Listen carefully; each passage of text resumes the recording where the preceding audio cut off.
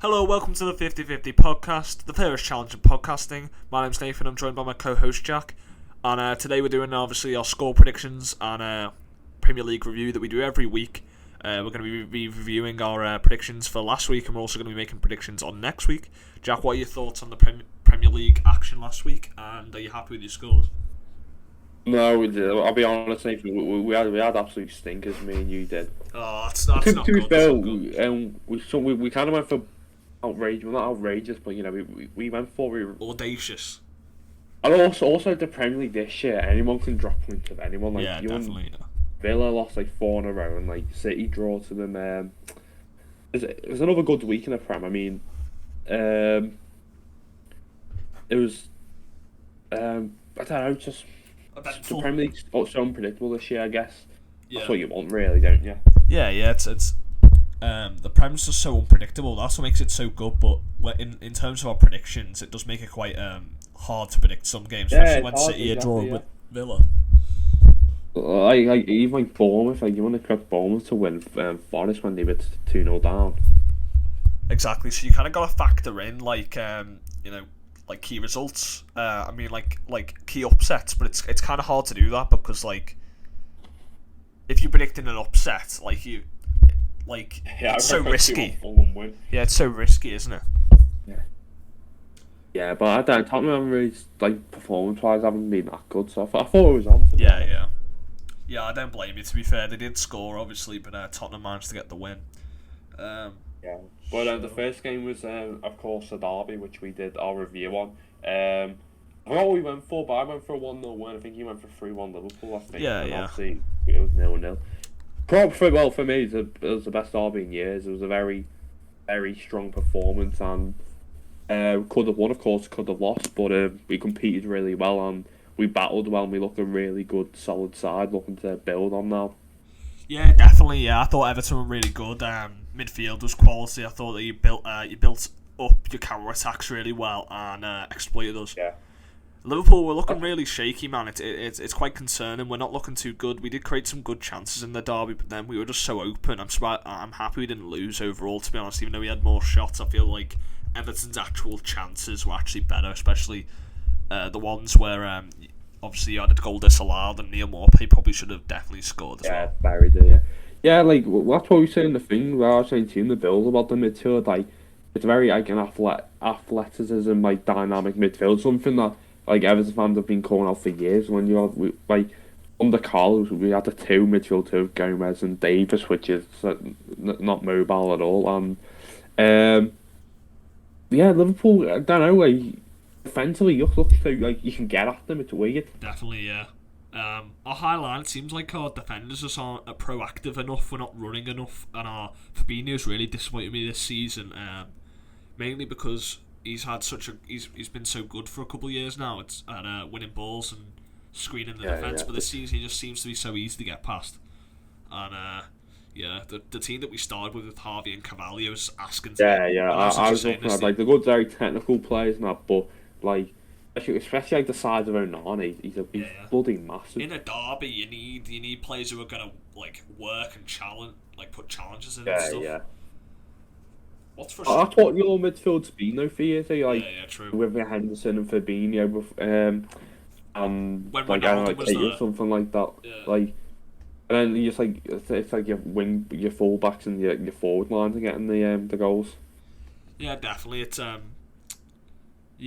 been an uncharacteristic start for Liverpool. I do think if you count all the chances in, like I said, I was happy that we didn't lose, but I think if you count like everything in the game, a draw was fair. But I feel like Everton definitely take more positives out the game than Liverpool. Definitely. Yeah, it's like the sort of second half, like you were on top, and then when we broke with that corner from Gray, it's like the momentum changing, and it was only in like injury time where it's like we got like with the Salah shot at the end, which Pickford tipped onto the post. Yeah, Pickford was incredible, man. It was a very entertaining 0-0, I'd say. Yeah. I thought Alisson was good too, but Pickford Everton just need to win now because we look solid. Yeah. I feel like that if you keep performing like this throughout the season, you definitely will stay up challenge for top half. Yeah, comfortably out bottom half. Yeah. Because think like Wolves last season, they were so good defensively. They only scored like 38 goals, and they got top 10. So you just never know. But should we go into Brentford versus Leeds now? Yeah, I'd say. Yeah, it was good. Ivan Interesting Toney, game. he deserves an England call up. His goal was is unbelievable. His penalty technique is like the Yeah, best in world football as well. yeah. I think he's very underrated striker. Maybe not Yeah. underrated. He's just kind of like, well, he's underrated by other teams. I reckon. I'm surprised no one offered any money for him in the summer. To be fair, because he is a Yeah, very good I striker. feel like people with just you seeing it's like second season syndrome, but Yeah, yeah, it's but fair. I went for 2-1 Leeds, and you went for 2-2, which Leeds could be in danger. I know attacking wise we got a good flair, but defensively it's not Yeah, like it was so high up, and Brentford, and like I don't know what Meslier was doing when Ivan Toney chipped it, but there's a real good feel factor going on down at Brentford, and it was a fantastic performance 5-2 against Leeds. yeah. We were speaking positive about Leeds for with the new signings and stuff, and but it came. I think it's become apparent that they do need defensive like improvements. Like they are really Reinforcement. open still, and I think fullbacks are all right, to be honest.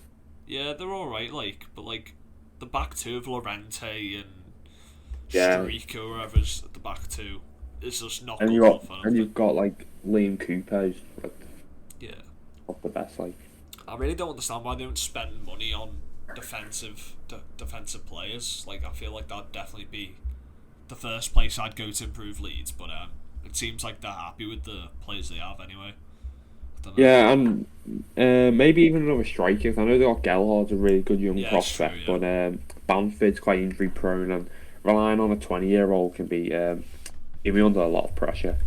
yeah. But I was also thinking with Leeds, they spent like what 30 million on Cinterere or whatever. Like, surely Yeah. they should be like, oh, we conceded like the most. I think they conceded the most last season, didn't they, in the Prem? I think they can see like something like 76 goals or Yeah, something wouldn't that be the ridiculous. first place you'd go to? Like the first Yeah, place he'd improve. I know that that's they got lost two Rafinha, but Sinister. yeah. He's been good, Sinistera. I'm not disrespecting Sinistera, but if I was spending the money, I'd probably go get a top quality centre back before I go. But I guess they need to replace Rafinha. But yeah, I don't know. Anyway, Yeah, maybe that's the next game. so one game where VAR was heavily criticised, Chelsea West Ham. I went for 1-0. You went for 2-1 with Chelsea. I also went 1-0 Chelsea. Thomas Tuchel's last game before, of course, he got the sack, which I feel like it's very harsh, to be honest. Yeah, definitely. I predicted Thomas Tuchel gets sacked. I remember talking to you Yeah, about it a few weeks. it just was like the reputation of Chelsea and Yeah, I how they always operate just things. thought I just thought that Bowley was gonna get he was gonna get a bit annoyed with Tuchel, Impatient, if yeah. impatient. Yeah, that's the word. Yeah, impatient with Tuchel because he's not his man. He hasn't chosen himself. So I felt like as soon as Tuchel made like a dip, or if Chelsea started playing badly, then I thought he might have pulled the plug, and that's what seemed to happen here. Yeah, well, I've seen a thing. His first 50 games, Chelsea conceded like 23 goals, and the next 50 games, I think they conceded something like 50 odd goals or 40. I don't know, but they were defensively solid. But um, you could tell by the end of last season, like they went on a really poor form and got Champions League just in the end when of course it was seen they're meant to be challenging Liverpool and City for the title. Yeah, ever since he won the Um, Champions League, I feel like I do understand the sacking, but like I don't think the Chelsea fan base are happy with it, and I wouldn't have sacked him. I don't want to get anyone better than him, but yeah, I think I would have given him more they're getting time. Graham Potter, and he could do a fantastic job if time is given. Yeah, 100%. But I wouldn't But be yeah, surprised if like Potter gets sacked, like like in a few months. Even if he has a small dip with Chelsea, and then they just pull the plug. It's just like I wouldn't be yeah, surprised at all. and especially when like the back Tuchel, with Aubameyang and apparently there's a lot of disagreements. Like Tuchel didn't want Ronaldo or Gordon, but Bowley did. Um, but I think we should talk about the VAR and how West Ham were robbed off a point. I don't get how Oh yeah, VAR can look at that and think that was a foul given on Eduardo Mendy. He was very fortunate. He's been very poor this season, Mendy. Yeah. I feel like Mendy, he's showing that he's not up there with the elite keepers in the world at the moment anyway. No.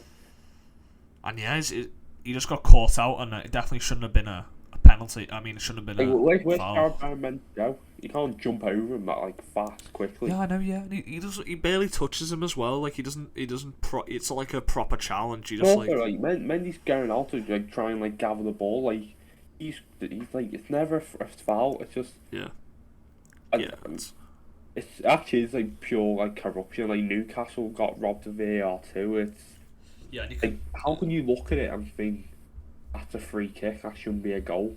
It's not a clear and obvious mistake from the referee on the pitch. Yeah, and they've got a lot of different people looking at it. They've got a couple of people who are looking at the VAR, and then they still give that decision. It's it's really poor from the VAR refs or whoever decides. It's just not good. Actually, it's just abysmal though, and it's too opinionated. Obviously, VAR with you yeah, it's true. Yeah. Because if you're in a room and you get one guy's opinion and another one's opinion, what do you go for? Yeah, it's true. Imagine if they disagree. Who are they going to decide who's right? Or yeah, exactly. They play rock paper scissors for it. Yeah. They probably flip a coin. I imagine. I reckon they flip a coin. But West Ham, have they had a win? Yeah, they have. They've got 4 points. Yeah, they did win 1-0, didn't they? You shouldn't be too disheartened by this. I think West Ham. Yeah, they played pretty well against Chelsea. Yeah, well, when you take the lead of 20 odd minutes ago, you want to see it out, but that's where the 5 subs come in. Chilwell came on, scored, really effective for Chelsea. Yeah. But anyway, we're going to Newcastle Palace next. Yeah, I think so. This game got me really annoyed because I went for Newcastle in this thing we do in last man standing, and I was so close to winning it, but Brentford equalised against Palace, and I was first one out. You see the goal though? The Newcastle scored that. Got away. VAR looked at and gave a free kick. No, I haven't actually seen that. I didn't watch that. What happened was Tarek Mitchell pushed Joe Willock into Guaita, and hits Tarek Mitchell and goes in. So VAR looks at it, and there's a camera angle to see that Tarek Mitchell pushed him, so the goal got disallowed for it. But it was a very good game. I was watching the highlights of that. There's 43 shots in that game, and Newcastle on top. Pope made a lot of good saves when needed to from Edouard Zaha. They should be winning games like this on Newcastle. They want to try and push for the top 6, don't they? Yeah, definitely. If they're gonna want to be going for those type of aspirations, this is the game they probably have to win. But Palace have been in good form this season, so far this season. And they face a lot of tough teams: City, Arsenal, Liverpool. Yeah, I don't think it's a terrible result for Newcastle or I don't know. And it's a good result for Palace, getting a draw at Newcastle. So, yeah. Yeah, exactly. And but just once again, VAR just being stupid. Yeah. It's the only league where VAR just can't work, and it works in every other league fine, but yeah, do you see Antonio Conte was talking about that? Yeah, the problem is that you can't say stuff like that without getting fined. You'll get fined for it. Declan Rice will probably leave. He was furious with VAR on Saturday. Yeah, sometimes the FA have just got to accept that VAR makes mistakes and that players are going to talk about it. It's if they just fine everyone who's just VAR's not going to improve if they don't listen to the criticism, you know what I mean? Yeah, I think they need to get ex-players on it. Yeah, I don't know, but who though? If they have yeah, that's a problem. If they have Michael Owen on it, they're going to give every offside onside. Yeah, that's true. Yeah, they obviously do, but they're going to give the benefit of the doubt to the attackers. So I don't know. Yeah. Oh. So.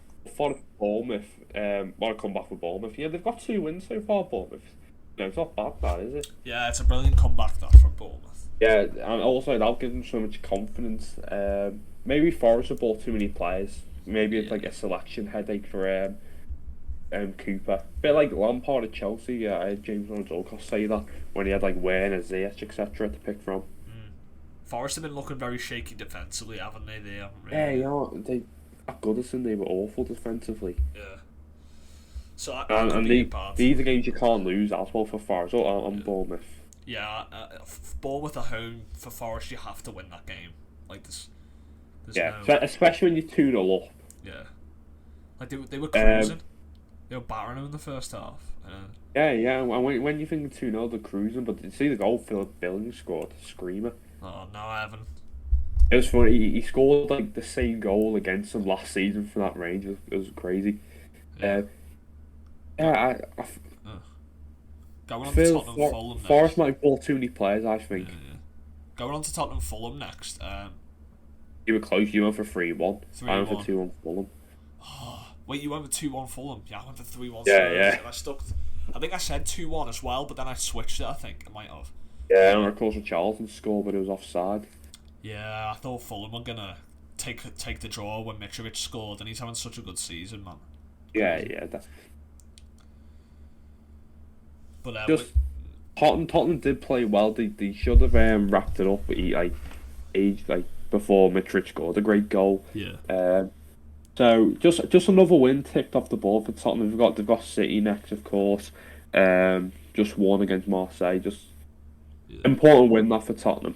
Tottenham are doing really well to keep winning games, like just grinding out wins at the moment. And that's what you'll get with Conte. Yeah, when they won the league with Chelsea, they weren't really the most exciting to play. They just always grinded it out. Yeah. That's probably what his objective is, isn't it? Really. Yeah, exactly. I think Tottenham have the right personnel to do that as well. Just sit back and just count, just see the game out. I think we predicted both draws, didn't we, for Wolves Southampton, if I remember? I went for 1-0 Wolves, so I thankfully got it right. That's a good prediction from you there. Yeah, I think we only got 2 scores right, Nathan.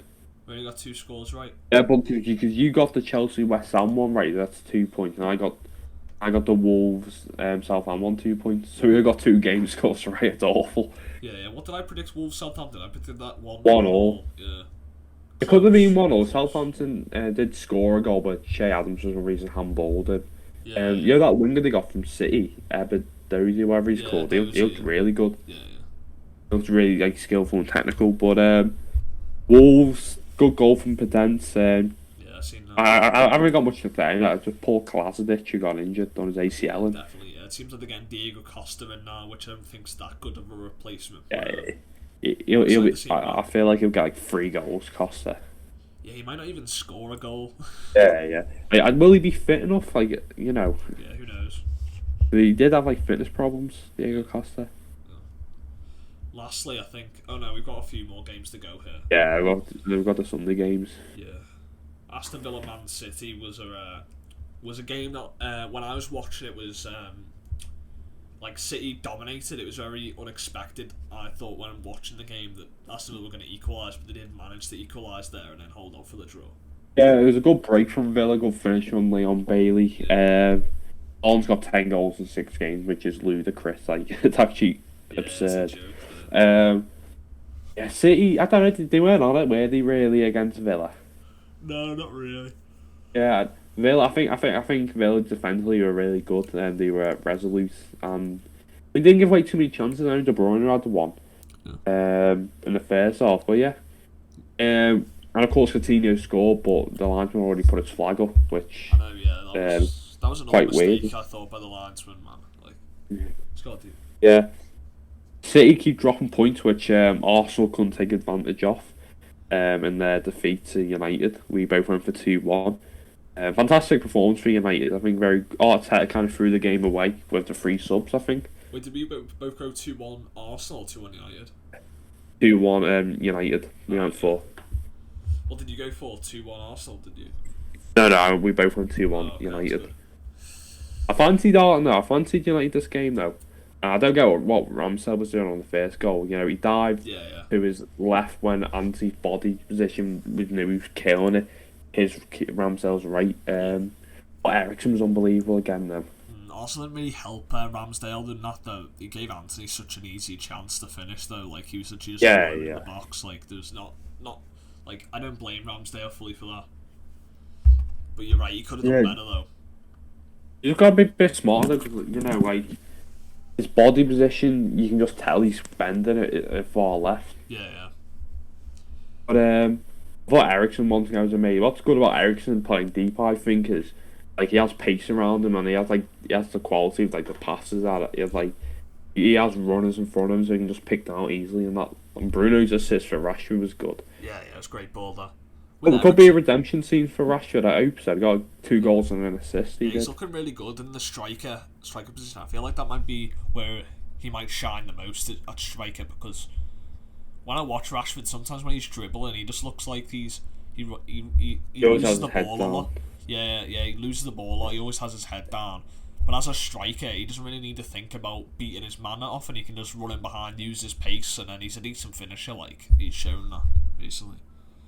Yeah, maybe off the left, he can make them inside runs. But I feel like we should quickly talk about Brighton Leicester. Yeah. You went for 2-1 Brighton. I went for 2-2. I know you got 4 points this week. I got 4 points. Yeah. Okay, so it's 33-29 to you. Oh, that's good. Another fantastic game for Brighton. I mean, the pressure's on Brendan Rodgers. Some of the goals scored in that game were by McAllister as well. That free kick by McAllister was a joke, and then his disallowed goal was also an incredible goal. Leicester, they do remind me of Everton under Martin. It's like when they gave the ball away, they're not sprinting back. They don't really care. They're just jogging back. Maddison's kind of underperforming. I don't know what's going on at Leicester, but something's not clicking at all. I think Brendan Rodgers might have lost the dressing room. There's financial problems too. Yeah, possibly. I think Brendan might have lost the dressing room. That's what it seems like to me. Anyway, it doesn't like they're fighting for the badge or for the manager. So easy to play against though, Leicester. Yeah. Honestly. I think we should get into our predictions for next week now, though, as we're 23 minutes into this video. But yes, we didn't do that well this week, really. But I feel like it was hard to predict. As we said before, I feel like it was hard to predict a match. Yeah, last week. That's the Premier League for you this year. Exactly. Jack, do you have anything else to say before the end of this episode? Thank you for watching. If you like it and you think other people like it, please share it with them, because it will mean the world to us. And yeah, thank you for listening. Yeah, we're going to be getting a camera soon, which will definitely upgrade our content. And yeah, stay tuned for that. And thanks for listening. Bye.